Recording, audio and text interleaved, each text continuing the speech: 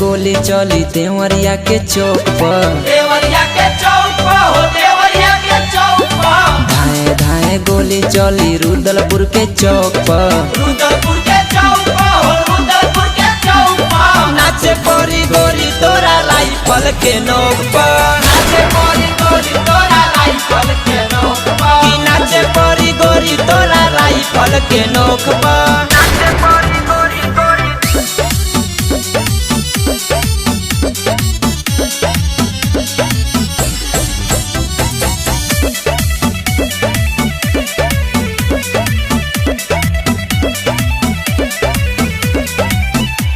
बैठी नजरिया नामी लावत दूर से, नाच देखे आइल बाड़े लइका गोरखपुर से।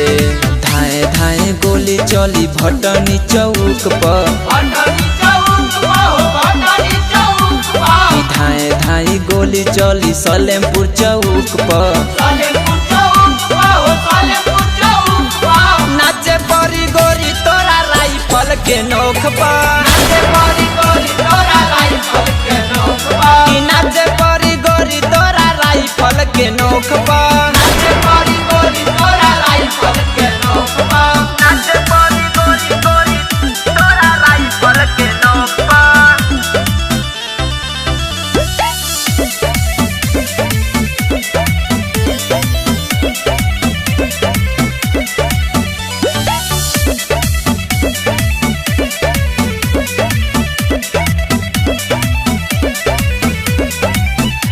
नाचय जान तुहा टाई के दुपट्टा, भीरी में आइल नइखो बान्हल बसाटा।